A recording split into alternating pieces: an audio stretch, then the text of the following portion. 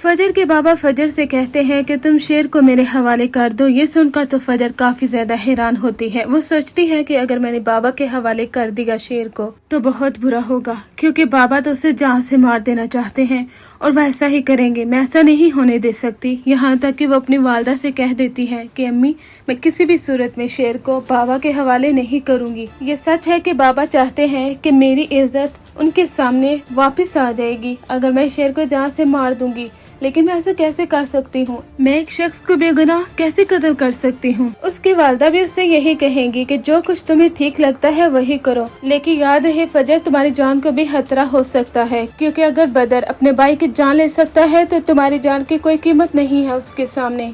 वो तुम्हें भी नुकसान पहुंचा सकता है और इसी चीज का डर है मुझे।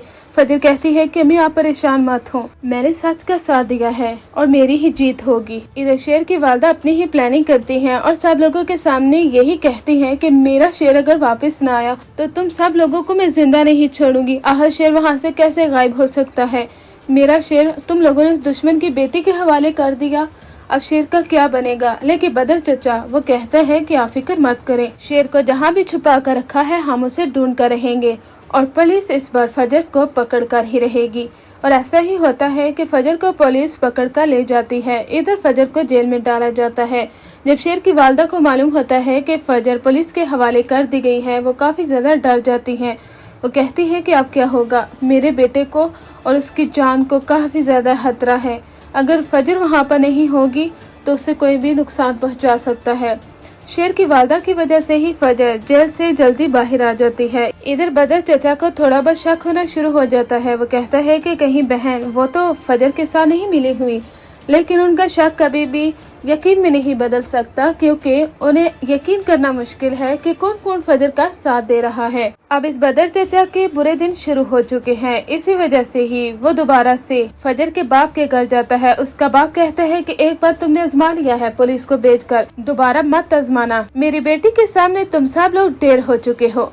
देखो, जमीन तो जीत चुके हो, लेकिन आज शेर को ढूंढने में इस हद तक नाकाम, और इल्जाम मेरी बेटी पर। अगर मेरी बेटी ने ही उसे गायब करवाया है तो सोचो तुम्हारी किस हद तक नाकामी हुई है बदर। फजर के बाबा को बस यही है कि वो लोग जमीन जीत चुके हैं और इसीलिए उसने अपने बाप दादा का भरम नहीं रखा। अब फजर ने शेर को जब गायब करवा दिया है तो इसका मतलब अब इनका सर फखर से बुलंद हो चुका है। लेकिन जब इसके बाप को मालूम होगा कि फजर ने ऐसा कुछ नहीं किया, वो तो उसे ट्रीट कर रही है, उसे सही सलामत घर वापस लेकर भी आएगी।